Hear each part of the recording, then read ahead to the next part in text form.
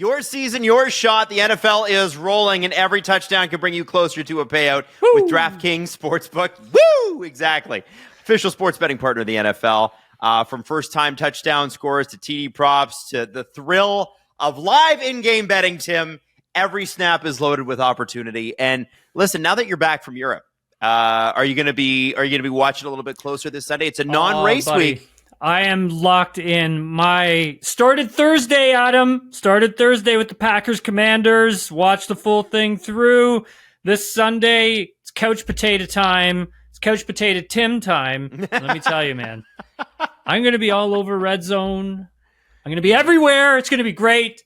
And I get to finally consume an NFL Sunday. It's going to be marvelous. Yeah, it's nice, isn't it? It's nice. I got to say, the one thing I'm hung up on right now is Aaron Rodgers for real? I'm a Steeler fan. No, you don't think so? For you. Because I'm looking at his props this week on DraftKings. I'm like, oh man, that might be fun. If he is for real, that might be super fun. He just had a little extra motivation because it was the Jets. I mean, this isn't long term. I don't see this in the rest of his future. Him playing like this. I wish I disagreed. But listen, if you do, DraftKings is the place to go. Download the DraftKings Sportsbook app and use the code SDPN. That's code SDPN to get $200 in bonus bets instantly when you place your first $5 bet, plus over $200 off NFL Sunday Ticket from YouTube and YouTube TV. In partnership with DraftKings, the crown is yours. Gambling problem? Call 1-800-GAMBLER. In New York, call 1-877-8-HOPENY or text HOPENY. And if you're wondering what numbers that is on your phone, that's 467-369. In Connecticut, help is available for problem gambling. Call 888-789-7777 or visit ccpg.org. Please play responsibly. On behalf of Boot Hill Casino and Resort in Kansas, 21 plus in age and eligibility varies by jurisdiction. Fees may apply in Illinois, void in Ontario. Bonus bets expire 7 days after issuance. See sportsbook.com/DraftKings.com/promos. NFL Sunday Ticket offer for new subscribers and only auto renews until canceled. Digital games and commercial use excluded. Restrictions apply. Additional NFL Sunday Ticket terms at youtube.com/go/NFL Ticket/terms. That's a long URL. Limited time offer. We have a special guest today on Nailing the Apex with Tim Hauraney and myself, Adam Wilde. Julianne Cerasoli, and I hope I pronounced that somewhat correct, properly. I'm horrific with this. But she is a UL columnist, freelance F1 journalist with 15 years of experience. Julianne, welcome to the show for the first time. Thank you so much for taking the time. Yeah, round of applause for coming on. and it's important to know you're based out of Brazil. You're Brazilian, and I think the perspective we're going to be able to get today with you on board is going to be awesome, because so much of what we get in English is American and British, and there are so many other different ways to look at Formula One. So we're kind of looking forward to that. So Julianne, thank you so much for joining us. I guess my first question is, what was it like teaching Tim Hauraney how to play soccer? Because you guys had to play in a media soccer game. Is that correct? Yes, not media. It was everyone. It was the whole of everyone. We actually got beaten by Red Bull and by Williams. But just I would like to start by saying thank you very much. Very good pronunciation. Okay. Without any training, I have to tell everyone, it wasn't as if we've been here for half an hour discussing how to say my surname. Very good. And it's a pleasure to be here and to try to contribute with something that's different from what we hear from the Brits, that really they take over the whole F1. So they sure do. They do. Yeah, they do. But we try our best. But Tim, would you mind if I expose you here? Do whatever you got to do. It's all right. Oh, no. There's no secrets here. Yeah, no, you just lay it on the line, Julianne. Yeah. No, at some point, so luckily we were one of the first ones to start playing. Otherwise, I think it would be even worse. Okay. But he asked me, so I have a question. At any point, can I touch the ball with my hands? Yeah. And I was like, ha, ha, ha. And he looked at me, no, I'm serious. And he's not playing goal, really- just so we're clear. Well, right? you see goaltenders use their hands. Well, yeah, but that's goaltending. Yeah, but you Yeah, can't. so but, he wasn't Well, playing on the goal. But like- I think throughout the tournament, he did really well. It was a lot of evolution, let's put it that way. The thing is that growing up in Canada, our primary sport is obviously hockey. But soccer, like we all played that in the schoolyard. Tim, how do you not know that rule? Dude, I know that. I hadn't played since I was like 6 years old. But if I kick the ball back to the goaltender, like the keeper can't use his hands, his or her hands. Okay, I didn't know that. Oh yeah. No. I thought you could. I thought you could scoop it up. No, you can't. Yeah, it's only the other team, right? So It's only the other Should've only seen, if you are defending, which is what we did most of the time in the 3 losses we had. But I mean, at least we had fun. We weren't there to win, and who it was great. really good that we would know that would surprise a lot of people, guys. Juliana was good, really good. Very That good. doesn't surprise I'd say me. she's one of our best players. You Like, can't come be on. Brazilian Really and bad at soccer. I'm sorry. She almost headed a goal in. It was crazy. I almost scored. It was my first header of my life. It was so close. And then I looked back at the team. They were like, they were so surprised. And I was like, "Ugh, damn. Damn. That was incredible. I thought you almost scored on that attempt, and I was like, "Oh my god, she's amazing at this."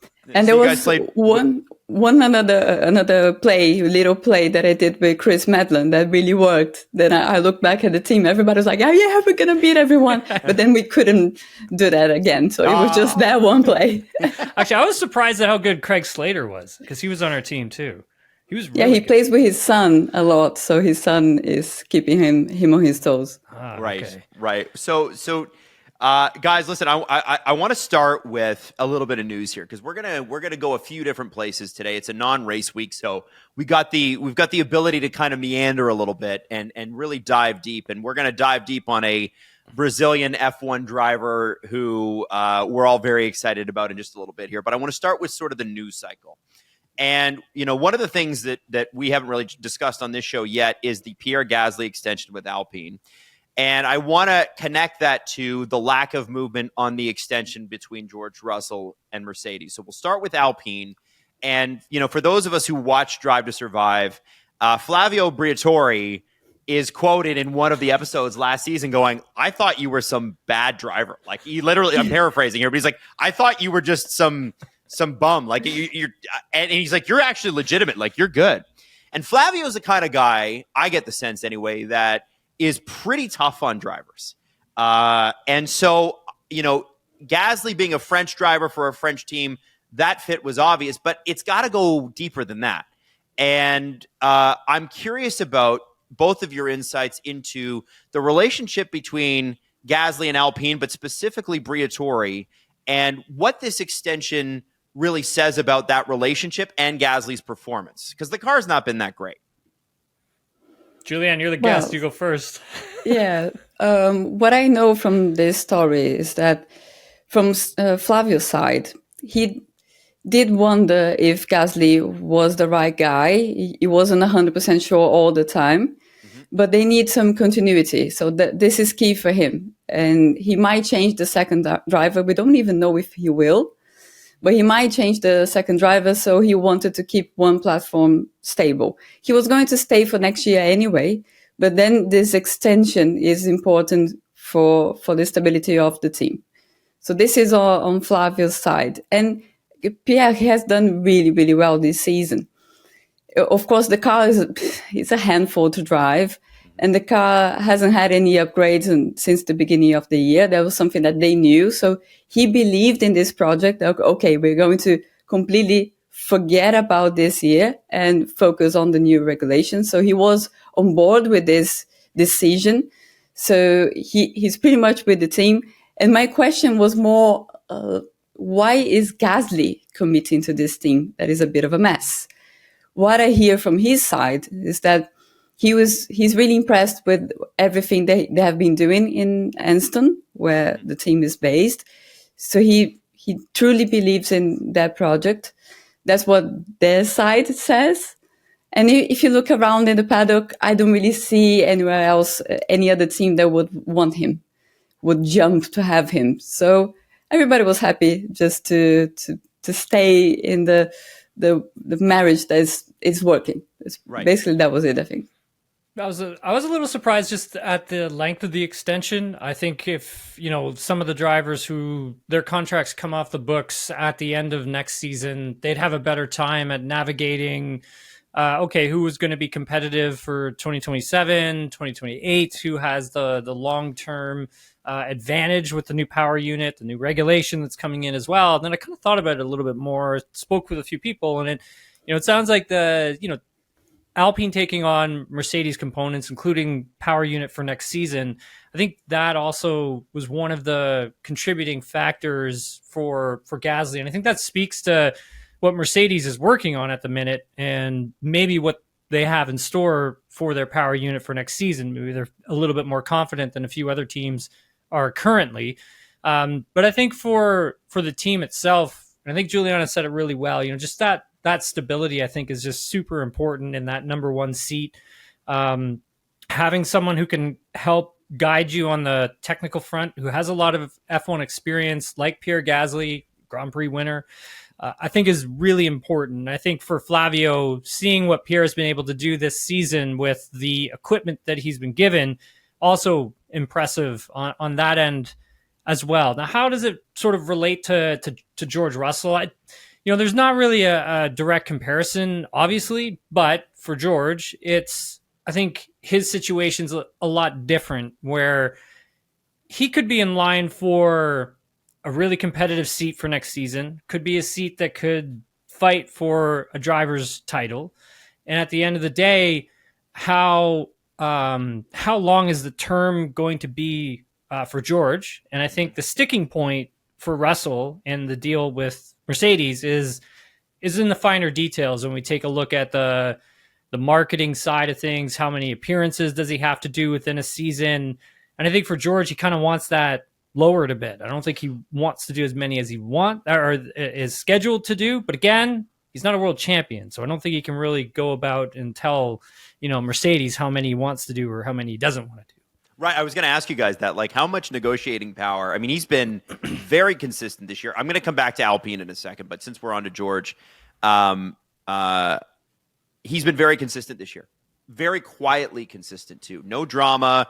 I have rarely heard him say anything about the car other than being complimentary of the garage. Like, Lewis is tough on things when they're not great. Fernando's tough on things when they're not great. Where George seems to be playing like a real sort of team-friendly approach here as Mercedes tries to get itself back into a real championship contention window in 2026 and beyond. I'm curious, Julianne, what do you think? What are his I guess if you look at it on one side, there's nobody else for Mercedes to go and get, right? There's no big driver out there. Max is off the board for next year. The other side of it is George is not a world champion, as Tim pointed out. What's the middle ground here for these guys? Does the money need to come up from Mercedes' end? Does he really have the negotiating power to say, yeah, I'm not going to do 40 or 50 days of promotion. I want 15 days or 5 days or whatever kicked off that. What's your sense of things? I think you answered your own question. Oh, what is the negotiation power? Because if he's a Formula One driver and he's playing the team game, it means that he doesn't have a lot of power, and then he needs to actually please. Yeah, he needs to please the team a little bit, and he cannot be what he wants to be. They're all the same. They all want to say that when I win and you lose, they're all a bit like that. So if he's not doing that, it's because he recognizes he's not in such a strong place. I asked him directly, what is the problem for your contract? Is it length? Because we know, okay, next year it's sorted, but what about when Max is available? There will be something in his contract. And these contracts are not simple. Like there be something saying, if Max is available, you will be the first to know and you can negotiate because you're out. I don't know, it's all, he has to think about 27. He has to think about 28. His contract is not for next year. Next year, it's done. He will stay there. But it's when there's another driver, namely Max Verstappen, available, what is going to happen to this contract? I'm pretty sure that he wants some reassurance that he's not going to be the one who is going to leave Mercedes if and when that happens. But we know how Toto is super connected with Kimi, and Kimi, it's his baby somehow in a way. And he will want to make Kimi become a very good driver. And it would be in his dreams to have Max, which is the driver who he lost to Helmut Marko, and Kimi in the same team. So he's not in a very good position to negotiate anything. But what he claims is what Tim was alluding to is, it's things outside the track. But that reminds me so much of Lewis Hamilton when he was his last contract. It was a nightmare for him to get done because he wanted more years, and Mercedes gave the one plus one. They ended up being just one. And he was saying the same things. No, it's just details off track. And it wasn't. It was length. And I think it all comes down to that again. That's interesting though. Just to piggyback off of something there Juliana said, but that, if you look at the finer details of a lot of the drivers' contracts, they are quite complicated and they're very complex, and there's so many different wordings and how things can go. But if you bring Max Verstappen sort of into the conversation, which we have to, because Toto's always wanted to have him on his team, then I think for George, you have to have some sort of a safety net sort of built into it, that if Max comes over, maybe George isn't the one that gets forced out of a seat. And how do you negotiate that into a contract when you don't really even know what Max Verstappen's going to do? You don't know how competitive Red Bull Racing is going to be next year. You have no idea where that car is going to be. We have no idea where Mercedes is going to be, although it does sound like they are going to be competitive. And then you factor in Antonelli's contract into this as well. He'll be re-signed at the team. There's no question about that. But for how long? What's his deal going to look like? Because again, his deal is done at the end of this season. He needs to be re-upped. And like Juliana was saying, like this is like Toto's project. Like Kimi Antonelli is Toto's project. Even though he was, for the first time actually, critical of Kimi Antonelli last time out at the Italian Grand Prix by saying his performance was underwhelming.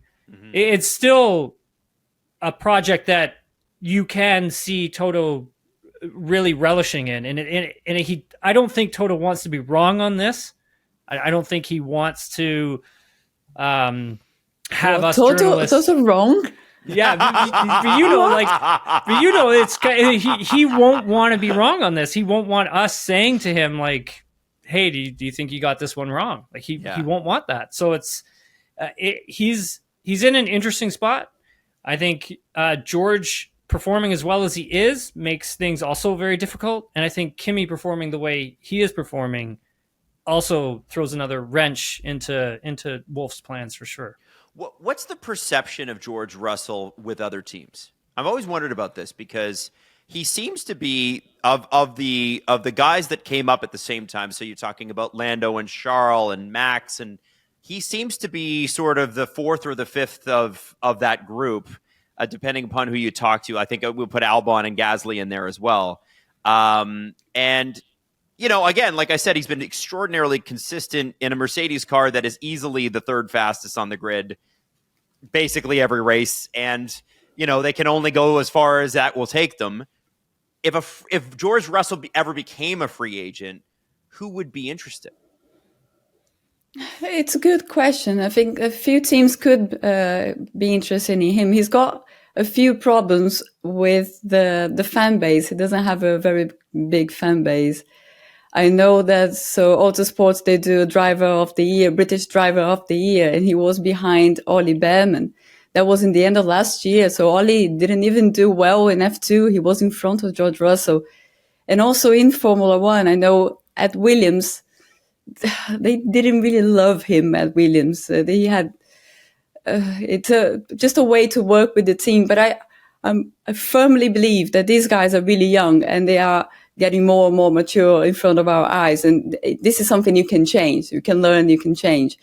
At Mercedes, I didn't hear anything particularly bad about him. So I do think that this is changing. So this first bad impression that he left, that is changing. I do see an opportunity for him, but it depends on what is going to open up. The problem is everybody's just in this waiting game for 26. Which are the doors that are actually worth knocking on?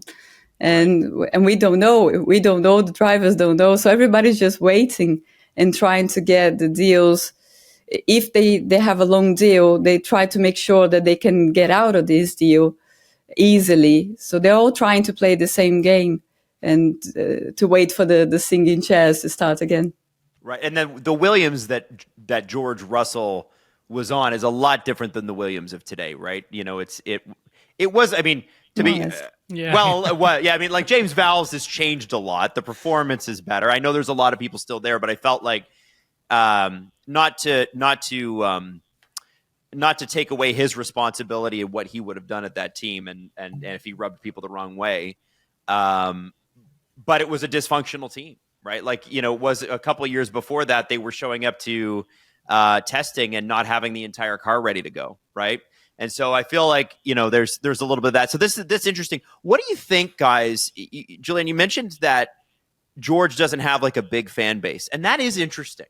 I think that's a huge part of being a driver is your ability to attract marketing dollars, your ability to attract legions of fans who are dying for your autograph. That is what makes you financially valuable to a team beyond that. And you're seeing that with Sergio Perez and Valtteri Bottas with Cadillac, both with huge followings, beloved by their fan groups.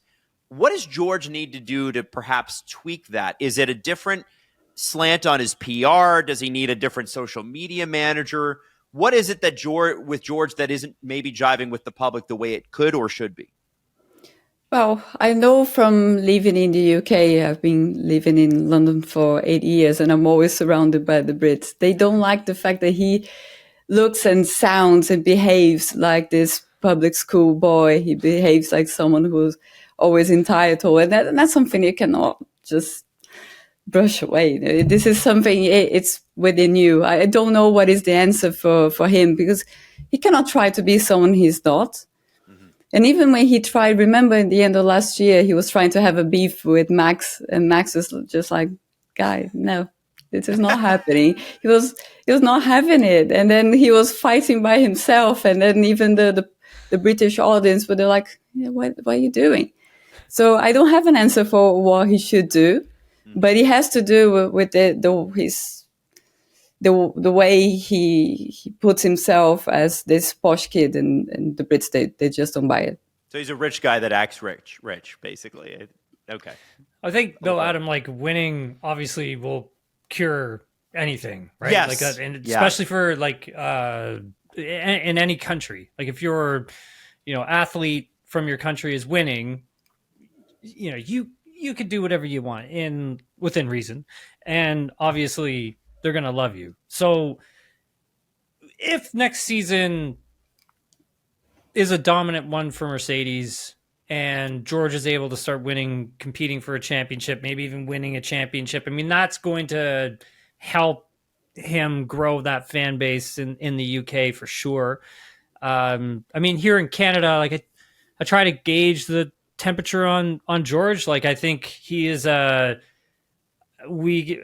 a good response for George here in Canada for sure. But then there's also a great response for like Fernando Alonso and like Charles Leclerc as well in the Ferrari. And so it's hard to tell when you live here in Canada when it comes to Formula One and you're looking at all these other global athletes competing in F1. Since Canada is such a global country, like we have people here who cheer for different drivers on different teams, all that kind of stuff. So it's harder for us, I think, to look at it that way. But I think winning cures everything. And if George Well, starts winning and competing for a championship, Adam, it's just going to solve itself. So a Canadian example of that, Tim, would be Jacques Villeneuve or Paul Tracy. Not always the most likable people off track, but they won.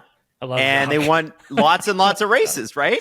Yeah, for sure. They were kind of, I mean, Paul Tracy interviews sometimes were real tough to watch. I remember when I was a kid, but and Jacques Villeneuve to this day is very, very outspoken and very divisive, but they won. So it does kind of help the popularity. Okay. So, one of the things I think that gets lost when we're talking about Formula One, and Julianne, you'd see this living in London for the last 8 years, is the fact that in the English media, because the sport is growing in the United States, it's always been big in Canada, but it's still growing here too. It's growing in the United States. You don't have, without an American driver in the sport, you don't have this fixation with any particular driver, with a flag. With the British media, that means that leaves the hole for the British media to sort of dominate the English-speaking world's view of the sport. And, Max has talked about this at length. I think Fernando Alonso has talked about it. I think Carlos Sainz has mentioned it a couple of times. I'm curious, you living in the UK and being Brazilian, how does the British press seem to you? And how would you categorize? I'm not trying to put you on the spot, be like, call them out. You are. No. But it's like, it does. I mean, of course they're going to focus on their own guys. They've got some pretty great drivers in the sport. They've got arguably the best one of all time still driving. How is it for you as somebody who came from somewhere else? I had this conversation with one of our colleagues in the media center, and it was interesting to hear because I said, "Oh, you have this bias. You're always writing about the perspectives, like Lando's perspective or Lewis or whatever." And he was saying, "Oh, of course, the Dutch do the same and the Spanish do the same. You will do the same." Like, yes, but we don't carry the responsibility of writing in English. So English, because it's like the official language, you have to be more responsible. You cannot only write for the UK because you're not being read only in the UK. I write in Portuguese. I'm read also in Portugal, in Mozambique, in Cape Verde. They don't have their own drivers. So It's okay. They're all cheering for Bortoleto, hopefully. But but seriously, when you write in English, it doesn't matter if there is an American driver or whatever. You have this responsibility, and they don't usually carry that. They don't think about that. They think I'm writing for my audience, but their audience is wider. And then I agree. Of course, Fernando, it's always like half of what he says, or whatever he says is just like cutting half. And you go like, yeah, Fernando, I get what you're saying, but it's something Max has alluded to. And they are right, because there's the cultural thing that you understand where Lando comes from when he makes a comment that it might be slightly sarcastic, the way the Brits are, and they will understand that this is going to be okay. When Max is completely transparent and very dry with what he says, and then Max is a bad person. No, because there's a cultural thing there. He's just being Dutch. And it is okay to be British and not okay to be Dutch. Of course it's okay to be Dutch. So this is something I do feel they don't really understand that there is an extra responsibility when you're doing content in English. It's funny. My wife's Dutch, and sometimes I'm she's a very kind person. Tim's met her a couple times, and but sometimes I have to say, Natalie, like speaking to you sometimes is like speaking to the end of a baseball bat. Like it's just whack. Like they just kind of hit you with it. And I do think there is that cultural misunderstanding, especially with a guy like Max, who is obviously going to have the most cameras on him of anybody, because he's such a phenomenal talent. He's won so many championships, so many races already. How do you think drivers from other places like a Max or, Gabriel, who is from your native Brazil, how do they handle that slant? How do they handle the the cultural differences, and obviously English being such a dominant language? I think they have their own ways of dealing with, but the best thing you can do in an F1 paddock is to speak more languages and to be able to talk to them in their native language. Sadly, my Dutch isn't very good and won't improve in many, many years. Thank you. Well, but this is as far as I get. Please, Me too. yes. Me too. But I hear always after the Dutch sessions that Max does, I always go to the Dutchies and go like, what did he say? And it's always fantastic. He is great. And it's not because he cannot speak English well, but because exactly what we're talking about. He feels like, okay, I can be myself. Can you believe that he holds back when he speaks in English? He does hold crazy. back. And it's the same with Gabriel as well. He does sessions in English and it's fine, but it's a bit restrained. And then I speak with him in Portuguese and it's different. It's not because he cannot say whatever he said to me in English. It's just that he feels more comfortable because we are speaking the same language in more than one way. I love that. Tim, I have to ask, when when we talk about, Eric Van Haren a lot, we've had Nelson Valkenburg on the show before. What do they tell you about Max that's different when they speak to him in Dutch, or even the people around him? I think like one of the things is the Max's, he's like, I think Julianne put it really well. Like he's always, I guess he's more himself. Like he's more open, comments on more things, gives more of an opinion, gives his side of the story a little bit more. And I think for him, he's the type of driver who he just wants to race. Like he doesn't care too much about, the spotlight. He doesn't care about like the F1 movie. Like I just still don't think he's seen it. Like the same with Drive to Survive. I haven't seen it. You still haven't seen it? Mm-hmm. Oh my God. I'm not gonna lie. You'll probably hate it, but it's so entertaining and bad, but great. There's something about it, right? It's very American. Yes. Yes. I'm like Max. So Max, when he said it was in Monaco, I think somebody asked him about the film, and he was like, "Okay, is it on Apple TV?" Oh no, it was in Austria. Oh, is it already on Apple TV? And it was sincere. It was like, oh, is it already out? Of course, they're going to spend all of those millions just to put it straight onto the streaming. No, of course it's going to the movies. Come on, Max. But he seriously thought, okay, I can see it on Apple TV. When I can see it on Apple TV, then it's fine. I will watch it. Yeah. And I'm with him. I'm with him on this one. Now I'm just watching. I don't want to go to the cinema just to see something. It's not about the story, about me not liking it. It's just because I work with it all the time. You know, when I go to the movies, I want to see about something else completely Anything different. Else. Yeah, maybe Mars, and nothing about my daily life. That's it. So. I think one of the things, Tim. though, I appreciate about Verstappen is his honesty. Like when he is honest about something or he's truthful about something, he actually, he is telling you like what he thinks. And I really appreciate that. I think like any journalist, reporter, whatever, really appreciates that, because I think for some of the drivers, and something I've started to notice, especially with the younger guys that came in, they're very brushed up on their, the PR side of things, and it's a very flowery answer. And it's kind of just like, just talk to me. Like, I don't want the PR spin. Like you can trust me with you can trust me. Like and if it's something that's like, I think may get them into trouble, then like, we'll have a conversation about it afterwards. But just talk to me just talk to me first. And I think when it comes to like Max, all the interviews I've ever done with him, he's always been like very straight to the point.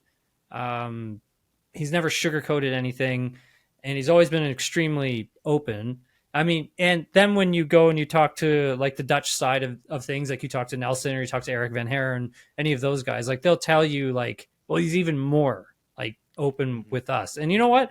Fair game. And I think he should be. I have nothing wrong with that. Those are his fellow country people. If he feels more comfortable with them, then that's totally understandable. Right. Well, and we've been, I think on the English side, have been very quick to paint him as the villain, as we always do with the best people in any sport. It seems. Yeah, and I never understood that, though. You know what I mean? Yeah, it is. It's a phenomena of Britain and the United States and Canada and Australia a little bit. It's the what do they call it? The flower that gets too high and you get clipped. It's just something that we do. We love to tear the best people down. Now.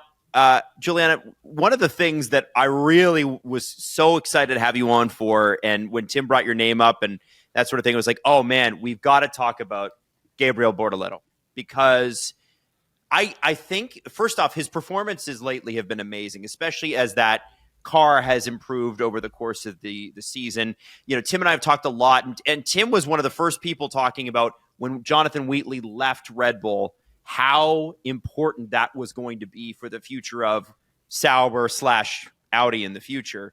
And you're seeing that now. Like, well before we expected it. I think what a lot of people don't know is his backstory.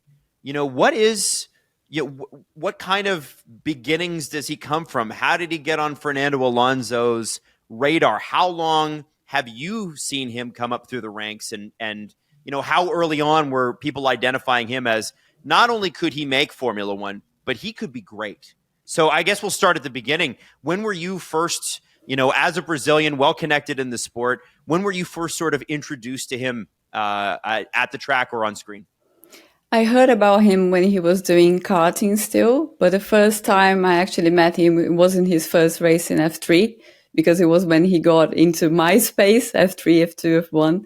He got on your level. And he won. He won the first race. He won the first race.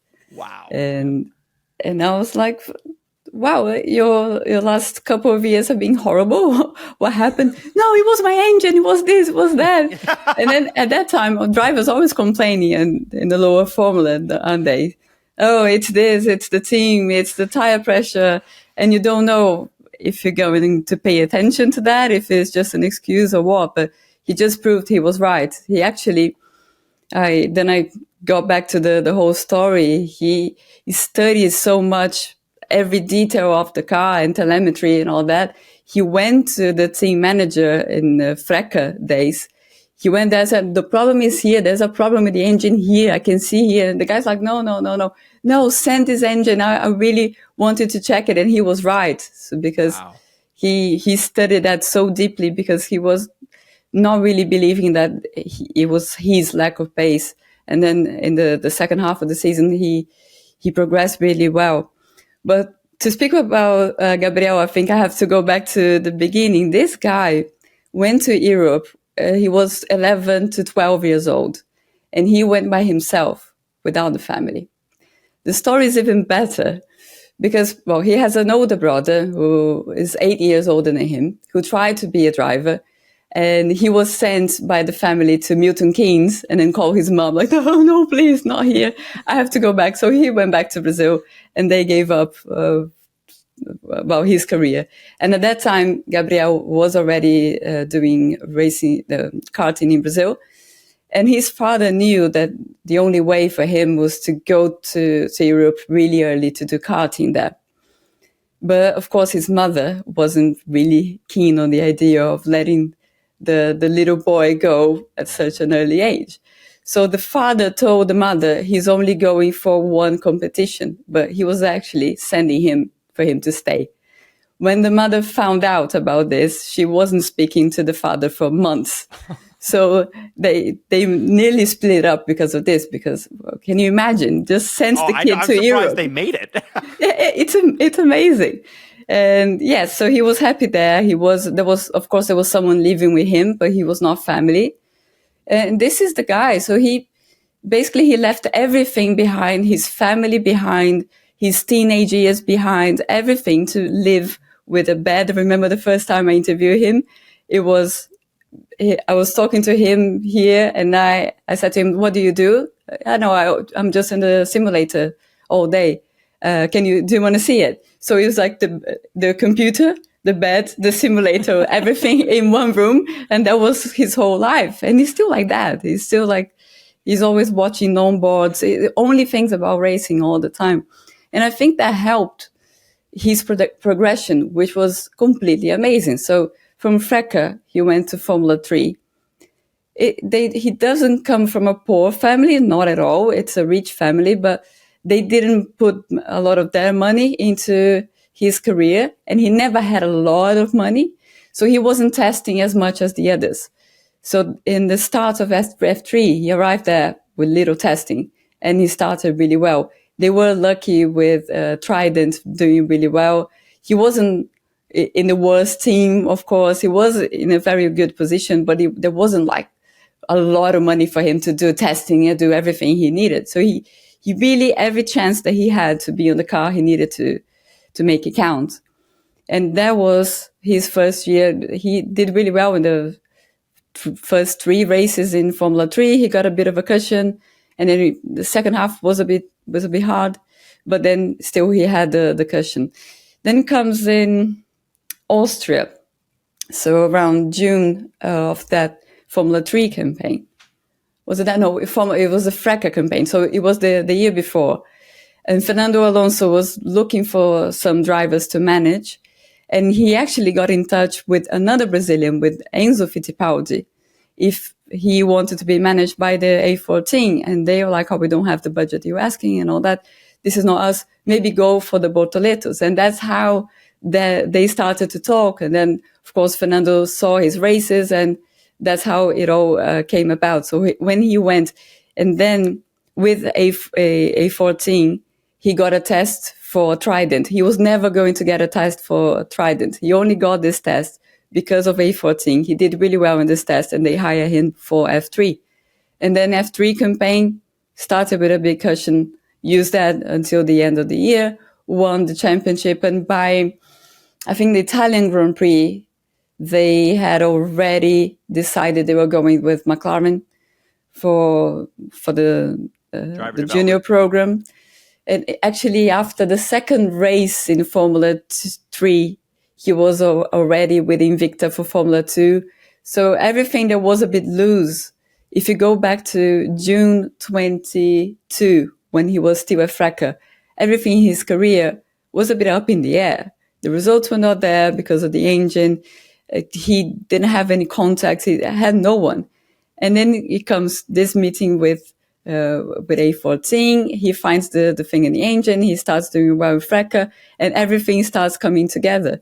By the end of 23, he goes to F2. Again, they didn't have a lot of money. They had a good budget for Invicta. Of course, they don't go to Invicta without a budget, but not a massive budget for testing, like what Berman had, what Antonelli, of course, had. So he didn't have that.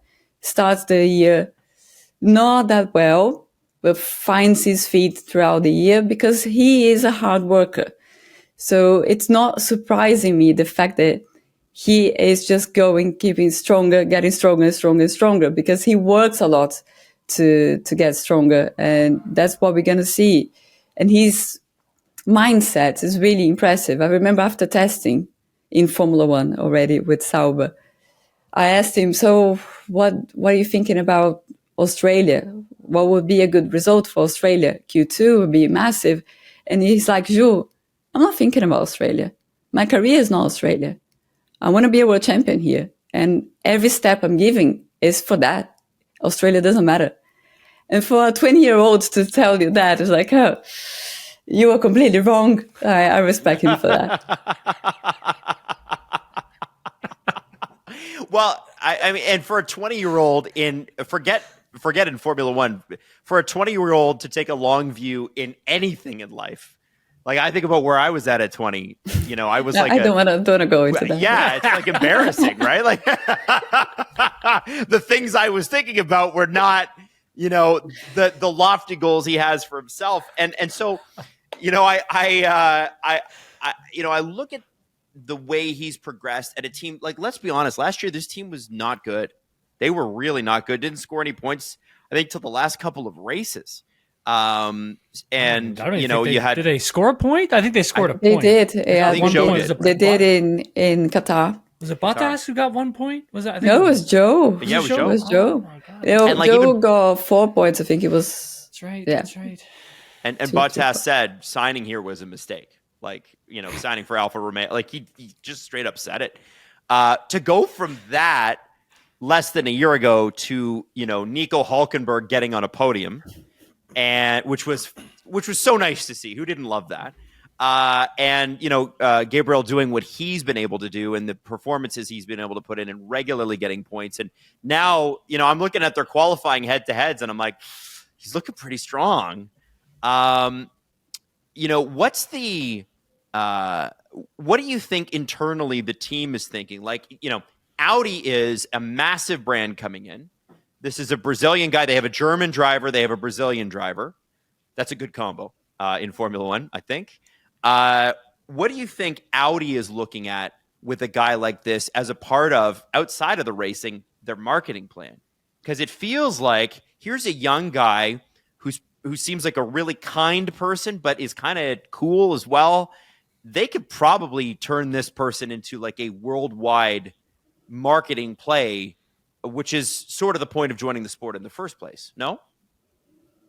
Yes, and what Mattia Binotto tells me is that he's going to be the guy who's going to win the first race for Audi, because they don't think that this is going to happen when Nico is there. So Nico is there to help building the team, but they are thinking about winning in 2030. So they are not thinking about keeping. Well, maybe Nico is not thinking about staying there for such a long time. Another good piece of the story, I think it helps to put you some perspective. Mm-hmm. So Mattia Binotto called as soon as he took over, so that would have been August last year. Mm-hmm. He started the negotiations with Gabriel, and he called him for a meeting because he wanted to meet him face to face, and he only had half an hour. He had other commitments. And 3 hours later, they're still talking.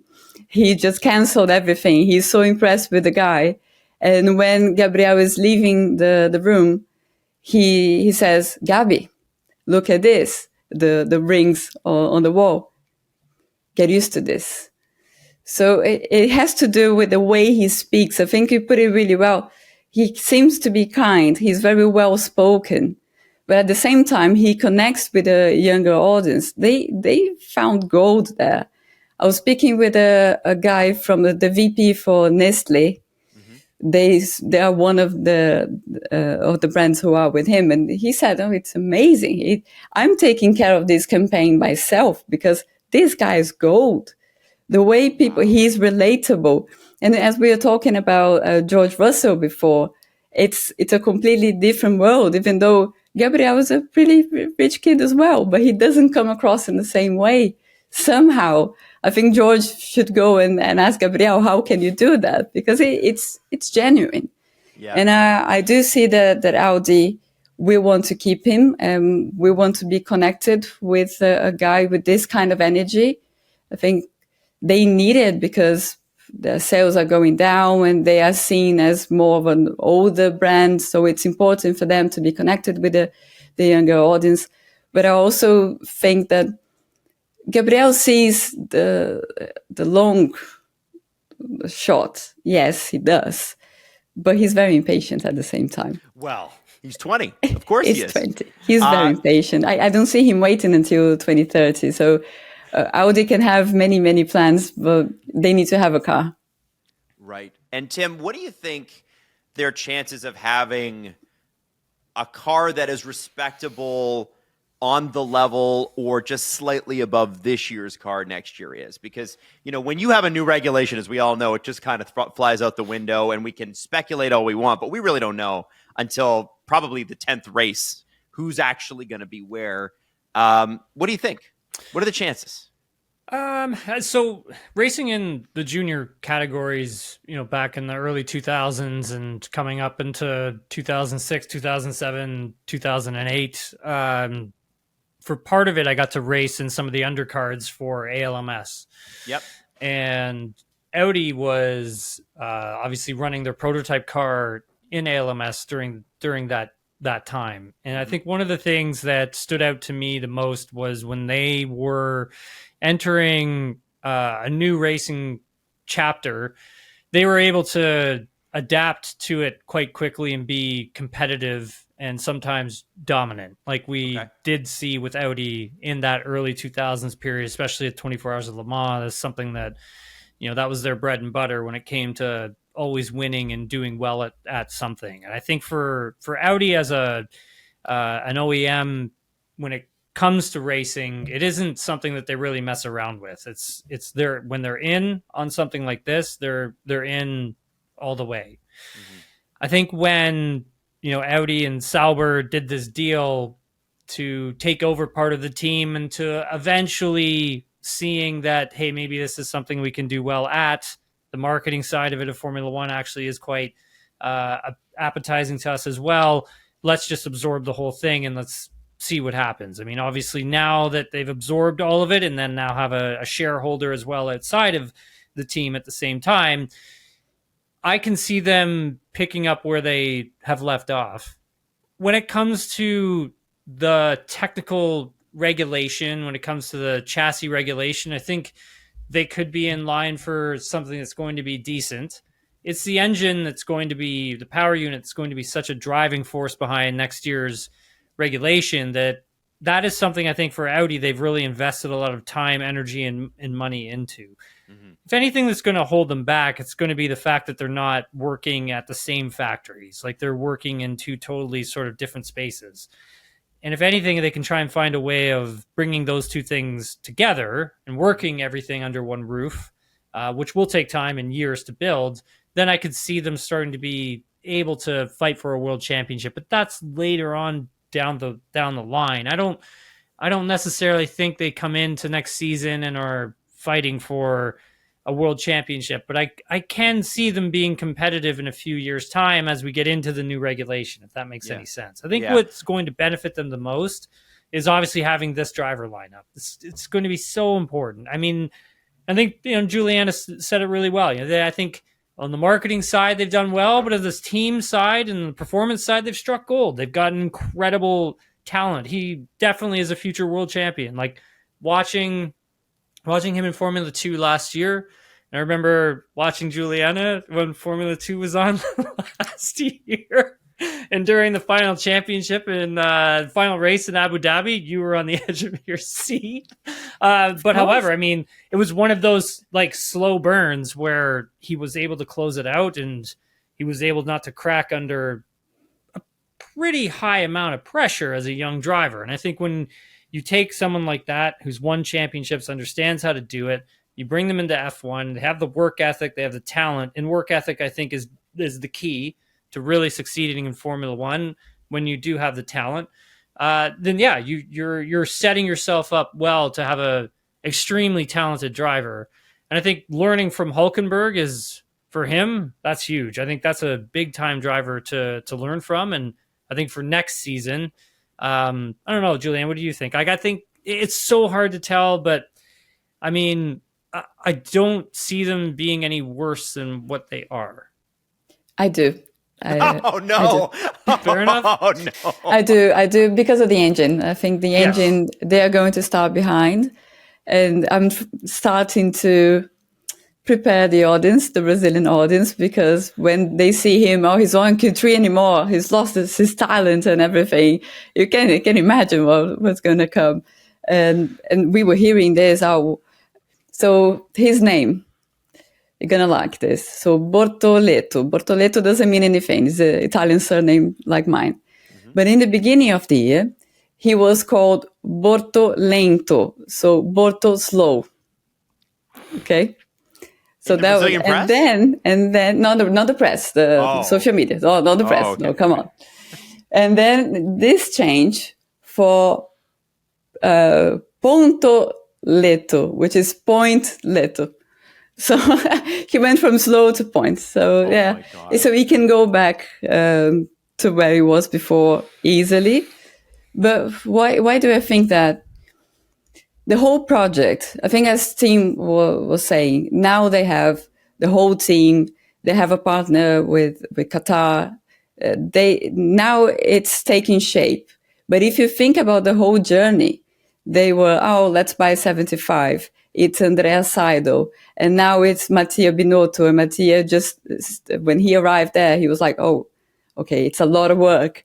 And it's been only 1 year. So they are behind with a lot of things.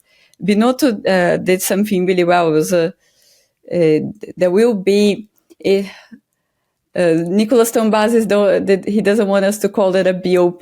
Mm-hmm. But if an engine is 3% worse, and there's a problem to how this is going to be calculated, but if there's an engine that's 3% worse, they can have more development. Mm-hmm. So this was a battle that it was Mattia's battle from day one, because he knew they were going to be behind and they would need more development. So they have the resources to do that. But everything was a bit late with the project. So that's why I think they're going to take a step back first. And then Audi, Mercedes, Germans, they don't enter anything to play. They don't. No, they're there to win. Yeah. Okay, so here's my question to both of you. And again, I approach this as a fan of the sport. I'm not connected. I don't know anybody at these teams. I just have, I've loved it since I was a kid. When I look at the way that Toto and Max feels inevitable, because Toto missed out on Max because he couldn't guarantee him a spot. I think it was Rosberg, Hamilton that was blocking at the time, potentially Bottas, Hamilton, but regardless, Red Bull could offer him a spot, and Mercedes couldn't, and that's why they ended up with Red Bull. Is Gabriel going to be to Zach Brown what Max is to Toto? Is Gabriel going to be the one that got away from McLaren? Good question. Yeah, because he doesn't have a driver problem as it stands. No, so he's really happy with what he's got. So was Mercedes, though, right? Yeah, but the thing with Mercedes that Toto always knew that he needed to get Max, but what he didn't have was a B team. Yeah. So he couldn't just go in and tell the Verstappens, you're gonna be in Formula One next year, because he didn't have where to put. Whereas Red Bull, they had Toro Rosso for Max. So that was the problem. And it was the same with McLaren, if you think about it, because they had Gabriel, they liked him, but they were like, okay, this is the only 2 seats that we have. We have these drivers. We're happy with these drivers. You're not going to have a chance here. So you go away. I think it's too early to say it, because it's just, in the end, it's just 16 races. I do believe that he's a driver, as I said before, because he works so hard, he's always going to grow. So there might be a time in which Zach will say, you know what, I was so nice to you. I'll let you go when you need it. Because Max, once I get Max, Zach is a guy, he gave an interview recently saying, I always play the long game with everything I do. And I think that was the case. Like, instead of leaving the guy just there without a seat as a reserve driver, just, questioning his life choices, he opened the door for him to have a seat. And then one day he might come and say, I did something really nice to you, kid. Can you do something back to me? If Bortoleto wins a championship, steals a couple of points from Oscar Piastri to win a championship, that is going to be quite the story. Tim, what do you think? Well, I mean, at the moment, obviously, having Piastri and Lando Norris is, it's a good problem to have at the moment. But when you take a look further down McLaren's driver pipeline, I mean, it's not really anything there. And granted, Julianne is saying not a great place for him to be either, being a reserve driver, because I don't see Lando or Oscar moving on from the team anytime soon, not unless there's like a huge falling out between the two of them, which at this moment I don't really see. But when you take a look at Formula One as a whole, it's a who you know sort of business, right? Once you get into the paddock and you're a driver, you want to make sure you're not burning bridges. It doesn't matter, where you go, how you get sacked, how you move on. I mean, Carlos Sainz, he has kept it together in terms of everything that happened with him in Ferrari, and then all of a sudden losing his seat to Lewis Hamilton and finding out at the last minute, and when he's trying to do a deal with them, and then all of a sudden he doesn't have a seat for 2025. I mean, that's a driver who should be absolutely furious. But I thought he handled it extremely professionally. And what does that do for him in the future? Fred Vasseur is going to understand that this is a driver I can bring back one day. Yep. There's no hard feelings. He understands this was just business. He didn't burn his bridges. He didn't say anything that he wasn't supposed not to say, and he kept it together. And I think for Bortoleto, doing similar, right? It doesn't matter where he goes, where he ends up. It's how he's perceived there, and then how does he leave from there? Can he come back? Is that coming back to anywhere he leaves from possible? And so when, let's say, Audi may struggle for the next few seasons, but McLaren doesn't, and McLaren loses one of their key talents, then can Zach come back to Gabriel and say, look, we want you to come back, sign you as our, one of our lead drivers, can fight for a championship, we'll match whatever they're paying you. And obviously Bortoleto is going to look at, you got a competitive car, I can win a championship. We have a good relationship still. Let's do this. And same thing for Zach. He's going to think the same thing. And so I think if you're not burning your bridges, you can always move on, go somewhere else, and sort of pick up where you left off. So if one day, maybe it works out where McLaren is obviously could be more competitive than Audi, and Zach comes knocking, I'm pretty sure Gabriel will definitely listen. There's no question about that. Right. And that relationship's good, Julianne? Yeah, it's very good. They were so thankful that they didn't want to be in the way. What happened was that he had a 1-year contract, and it was the option to renew it came from McLaren. And they said, if you have a seat to actually race, we're not going to try to stop you. So it's all very good. That's cool. Now, I we're getting towards the end of the show, but I have to ask you, I must ask you about Formula One in Brazil, because we know that sporting events generally in Brazil are, they're religious experiences, right? There is passion. There is the fan support in Brazil for when they get behind something is unbelievable. And, especially in the way that Senna's legacy has been carried on. And obviously we've had some Brazilian drivers since, and obviously got Gabriel we're very excited about. What is it like to see a race and experience it in Brazil? It's a place that Lewis Hamilton loves. Like, people just, they speak so glowingly about it. Can you tell us, Tim, I know you've been, I haven't been. What's it like? Yeah, it's one of those big ones in the championship in terms of the fans. And because the start finish line is so close to the grandstands, it just feels like a stadium, and it's crazy. They're singing. And every year I've been there, it was different songs because of different times, and they're hating one driver, they are liking one driver.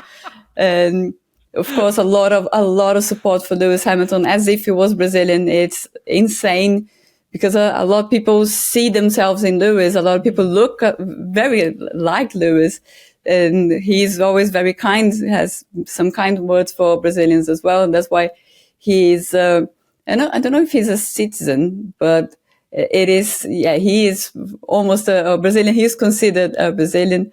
But it is a special atmosphere, and I don't know what's going to happen this year for Gabriel. I see other drivers speaking to him like, oh my God, mate, when Interlagos comes, I really hope you do really well. This is going to be crazy. I want to be there with you. And even the rivals are really expecting for this moment to happen. His mother said to me that people are sending her requests on Instagram with flags that they want to make. If she approves the flags, I don't know how the grandstands are going to look like a big Gabriel face in the grandstand. I don't know what they are preparing, but it's going to be wild. But yes, well, as I said before, it can be really cruel when they think the driver is not doing really well. Sometimes they don't understand, because what happens when a Brazilian driver is in Formula One is that people who don't usually watch Formula One want to have an opinion on it, and they have an opinion, not really a well-informed opinion. So with that comes a lot of abuse if he's not doing well, and some extra, excitement when he is.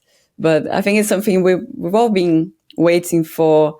I remember in the last few years with Felipe Drugovich being there, and just at the end of the race, he would go to say hello to everyone when they are invading the track after the podium, and people go completely crazy. I go there every year and they sing my name and they go completely crazy. I mean, I'm nobody.